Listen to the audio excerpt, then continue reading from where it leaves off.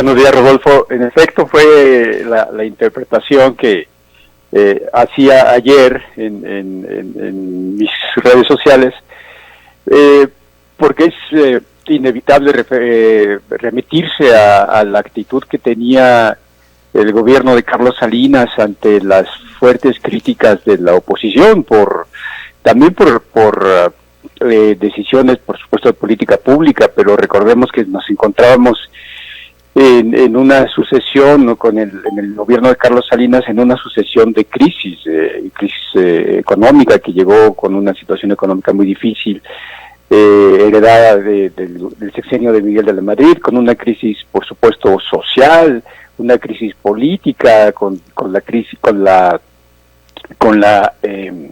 el fraude ocurrido en el 88, es decir, que tenía que hacer un gran trabajo de legitimación, y en algún momento, pues evidentemente las críticas llegaron a tal nivel que el presidente dijo: yo ni los veo ni los oigo.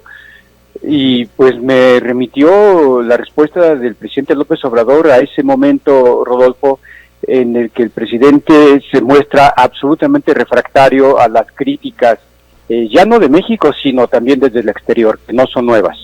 Sí, no son nuevas, y entonces el señor simple y sencillamente descalifica, porque cuando viene un comentario positivo, una encuesta, la toma, pero cuando viene un comentario, un editorial, una nota, un reportaje, una investigación o una medición que hacen las diferentes casas encuestadoras, las batea y dice: ni las tomo en cuenta ni las veo.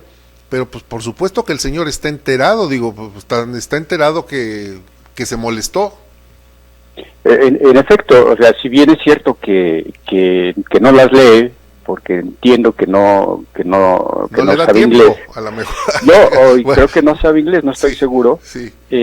Aún cuando no las lee directamente, pues evidentemente es informado sobre lo que se dice de él en el exterior. Entonces me parece que fue una respuesta muy en su estilo, pero que denota, que va más allá de la anécdota, es decir, es la definición que tiene respecto a las críticas, insisto, en México, pero también en el exterior. Entonces, constantemente se ha pasado descalificando, como bien dices, todo cuestionamiento a su forma de gobierno, y lo que es una realidad es que hoy por hoy la imagen de México, del presidente mexicano en el mundo, no es positiva. No es la mejor. Jorge Carrasco, aquí hay algo importante, más allá de lo anecdótico, de remasterizar aquella frase de ya muy famosa, ya clásica, de Carlos Salinas, de Gortari.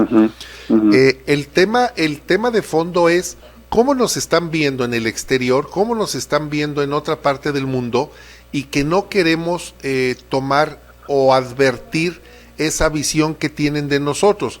Recordarás cuando en Estados Unidos empezaba la época dorada de Hollywood y que representaban a México con un ranchero, con un sombrerote y un zarape, durmiendo recostado a la sombra de un árbol, cuando México en realidad no era del todo así, pero esa es la imagen que se tenía de México.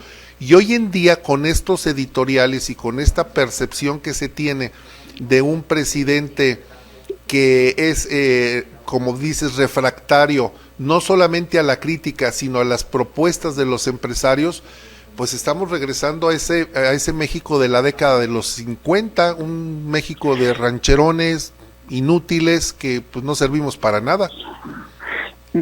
Por fortuna, el mundo sabe muy bien que México es un país muy diverso, que nos ubicamos, por ejemplo, en la economía, estamos en los primeros 15 lugares de la economía del mundo. Por eso es que México participa en el G20 Plus, en el G20 y en la OPEC Plus. Digamos que sí hay una dimensión de la importancia que tiene México en la economía mundial, y además pues, su diversidad social, cultural. Yo creo que eso sí se sabe. Más bien creo que lo que está pasando ahora es que el presidente mexicano está entrando en la categoría de los líderes mundiales cerrados al mundo, con una visión más ideológico que pragmática, y bueno, más ideológica, pero pragmática en algo cuando así les conviene. Y estoy hablando, por supuesto, del presidente Trump, estoy hablando de toda proporción guardada del presidente de Brasil, y algo que, por ejemplo, no se conoce mucho de países, estoy hablando de nuestra región, como Nicaragua, que no tampoco se sabe mucho de lo que está pasando con el presidente Daniel Ortega. Y me parece que en México, muy lamentablemente, el presidente mexicano está entrando en esta categoría de dirigentes mundiales poco abiertos a la crítica. Sí, lo clasifican en ese grupo de los presidentes populistas que no les gusta la crítica, pero el fondo del asunto, Jorge Carrasco, director de la revista Proceso, es que está conduciendo el país a una catástrofe financiera, a una catástrofe económica, y él asegura e insiste que estamos bien y que no pasa nada. Ese es el fondo. Vamos, el tema del editorial es ese, una advertencia, nos está prendiendo un foco amarillo diciendo, tenga cuidado porque ese presidente los está llevando, como decían en el pasado, al despeñadero, y ahora sí, al parecer, ahora sí vamos a ese despeñadero. En efecto, el tema de fondo tiene que ver con la viabilidad económica de México. Las estimaciones para este año son absolutamente catastróficas, digamos, en consonancia con la economía mundial, pero lo que se echa de menos en el caso de México son acciones específicas, programas de contingencia, que el presidente no está dispuesto a instrumentar, ni siquiera a concebir, porque su propósito muy claro, y eso sí lo ha dejado expreso desde el primer momento en que asumió, es que él va por la consecución de sus objetivos políticos. Sí, él lo que quiere es cumplir con, lo voy a decir así, con sus caprichos, con lo que tiene en trazado, con sus objetivos, sin importarle más allá de todo lo que es el país, destruyendo instituciones, destruyendo adversarios, y con una visión muy muy binaria, los buenos y los malos, que pues dicen que es parte del manual de los dictadores, ¿no? Nosotros somos los buenos, ustedes somos los malos, pero el país, insisto, el país se está yendo hacia una catástrofe económica, financiera, que por muy dictador y mandatario que sea, no va a poder sostener un país con una crisis económica si es que no atiende estos llamados de atención. Ayer lo decían también, Pemex está tronado, Pemex no tiene para dónde hacerse, la economía mundial está tronada, viene una recesión tremenda, le comentan en la conferencia matutina, le comentan entre lunes y martes, de las advertencias a estas bajas en las calificaciones y el deterioro de la economía. El señor dice, responde, pero vamos a repartir mucho dinero y con eso se va a levantar nuevamente la economía. La pregunta es, ¿y el próximo año de dónde va a recuperar dinero si las pocas empresas que estamos trabajando, mañana no vamos a tener ni para pagar los impuestos? Ya no tenemos para pagar a los trabajadores, mañana no vamos a tener para pagar impuestos, Jorge. Ese es el fondo. Incluso sin coronavirus ya venía la economía muy mal. Recordemos que el año pasado tuvimos una caída de menos 0.01, es decir, prácticamente un estancamiento. Sin coronavirus se preveía también una baja, muy bajo crecimiento de la economía. Con coronavirus el escenario, por supuesto, se complica, y lo que ya podemos decir desde hoy es que la primera mitad del sexenio de López Obrador va a ser de absoluto fracaso económico, tanto por decisiones de su gobierno, de políticas públicas, o la ausencia de políticas públicas, como por la pandemia. Si hoy estamos con una perspectiva de una caída entre el 6 y el 8% del Producto Interno Bruto para 2020, para 2021, para poder tener una recuperación, se tendría que pensar en un programa de políticas públicas, un programa fiscal intenso, una serie de estímulos para estimular la economía, y eso francamente no se ve. Entonces lo que se podemos pensar que para 2021 pues el panorama tampoco será nada bueno. Y sí, en efecto, las cifras de desempleo van a elevarse, el mercado interno no sé cuándo se va a recuperar, y pues no se ve sencillamente un presidente que esté a la altura de los problemas.